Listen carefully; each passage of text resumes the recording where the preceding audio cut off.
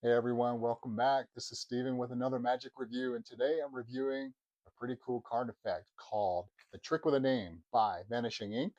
and Piff the Magic Dragon. Looks like a large package for a card trick, and it kind of is, but for good reason. This is an effect where you can use these old style name tags and write somebody's name on it, have them choose a card. And so, for example, let me just do a quick demo. This is not a very powerful performance that I'm doing here, but let's say you let them tell you when to stop. Maybe say, well, not there because we saw that. Let's see the next one down where you stopped me. Seven of spades. All right. And then I would put it back in the deck, make it disappear. They look through, they can't find their seven of spades anymore. But when they peel the name tag off that you just placed on them or had them place on themselves, you reveal the seven of spades or their chosen card. That is essentially the effect. I think it's pretty cool. I've performed it a few times. It's gotten some laughs. I think it's great for walk around. This is definitely a walk around piece, maybe for small groups or parlor. There are, let's go through some pros while we're at it. Some of the pros are, I think it's very funny. It always gets a laugh. The other is it's surprising. Nobody expects that. They just saw their card, then it disappeared, and now it's on their sticker. Nobody really sees this coming, and it's a keepsake. Now I don't know if anybody's going to keep this forever and frame it, but they will probably talk about it throughout the remainder of the event. Maybe show around to some people, say, "Hey, look what the magician did! My card is now stuck to my body." So that's pretty cool. There are a couple of cons. I think making the card disappear, it's not necessarily a con. It's just something that you're going to have to be mindful of. There are a couple of different ways to do it. You're shown those on the video. By the way, the video is very helpful. It's only 7 minutes long, and that's all you need. Piff the Magic Dragon himself teaches it, and you'll be an expert in no time in doing this. But making the card disappear is something that I'm still sort of working on.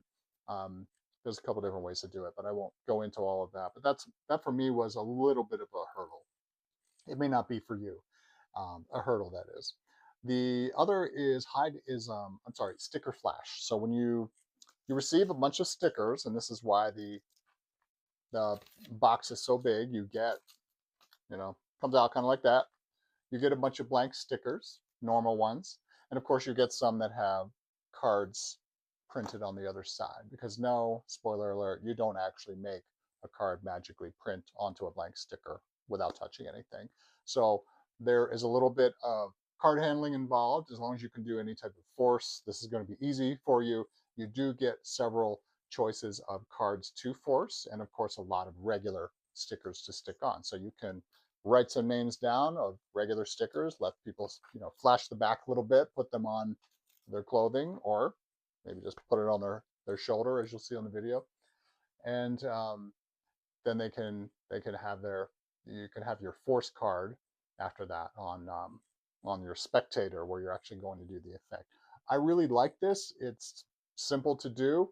Just watch your angles. It's a little bit angle sensitive. You don't want to flash their card when you stick it on at the beginning, but take a look at this. I highly recommend it. I plan on working this into my sets with walk around magic, and I think it's a real winner. And for 7 minutes investing how to learn something, it doesn't get much better than that. So give it a shot. Enjoy. I think you'll like this one. One more bonus pro I want to throw out on this one is I love the fact that you can use any card deck. Right? Some gaffed effects you have to be careful because the back of the card has to match. If it's a red bicycle, then you'll need a red bicycle gaff. But with this, since you're only revealing the face of the card, you can use any fancy deck that you like, including this gold one. So that's a major pro for me.